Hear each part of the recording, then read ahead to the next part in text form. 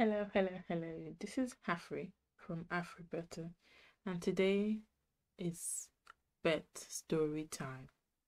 And as I said, for our community, African community, it is very important to share our bed stories. And this one is from a male, so a dad, and it's always nice to hear from a dad or to read from a dad. So it's from Bobbyunitedfc. He said, "Let me start with a little bit of history.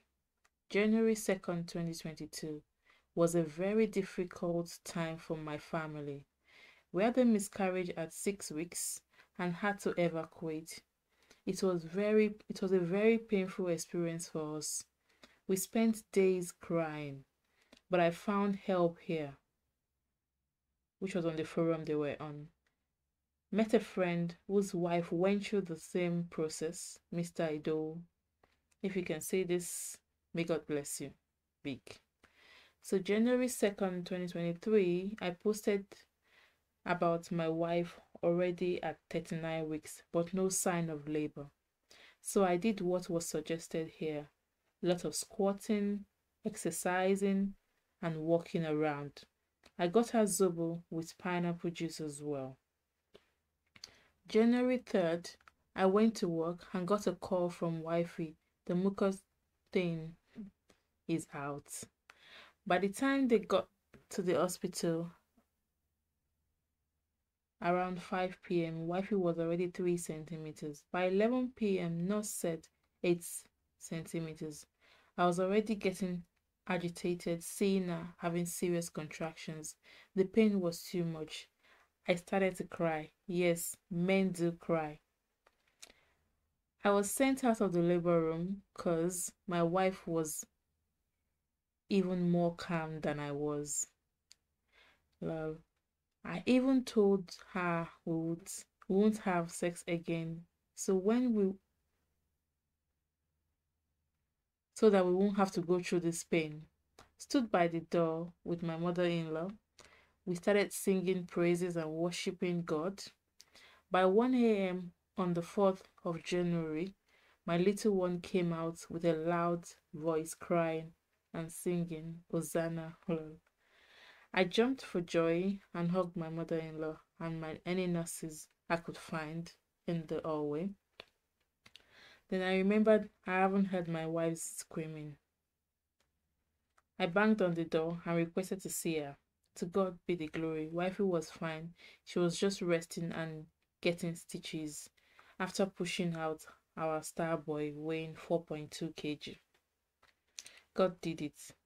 The same God is alive today to give everyone here their heart desires. God bless you all. This was a very interesting story, and I picked some things, and which is one: men, stop leaving the labor room. Stop leaving your wife. So many things are happening that you don't know about. I know you watch movies and you see men step out into the waiting area. For you to know exactly what is happening to your wife and your child, stay in the labor room, and see what is happening and see how you can help out and be of help. Leaving the labor room is not because they are professionals. They are human beings first before being professionals. Stay in the labor room and be with your wife, be with your child, and see what is happening and see how you can help and see what they are doing to your wife and your child, so you know exactly where things went wrong, if anything, or when things went good, so you can learn for next time. It's very important. And helping your wife as well with birthing positions, which are very important to avoid vaginal tears. The position you birth does matter a lot. So having to leave your wife in the labor room wasn't the best decision.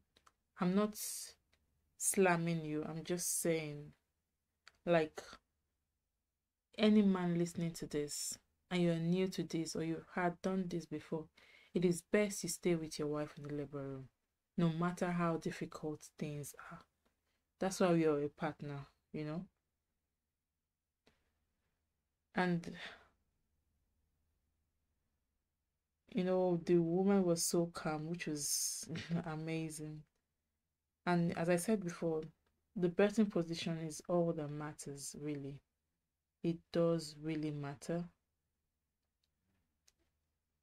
And he said, oh yeah, they they did squatting, exercising, walking around, drinking zobo, which is the hibiscus um flower juice, and pineapple juice as well. Those are the things that they were meant to do, really. They could have even had sex as well, you know, to help. And yeah, drinking ewedu juice, okra water, things that would help, you know, avoid vaginal tears as well. Because the more lubricated the belly is, the easy for the baby to slip out, and that would definitely avoid or minimize the vaginal tears. And then squatting while giving birth or being on all fours too can really help a lot. I'm not an expert, I'm just saying it from what I've read, from what has happened to me. And I feel that the more we discuss about these things, the more we read birth stories and just see what can be done better and see what people have done or hear what people have done is, you know, and it's commendable how they went from having a miscarriage in 2022 to having a baby in 2023. Is That's what happens, really.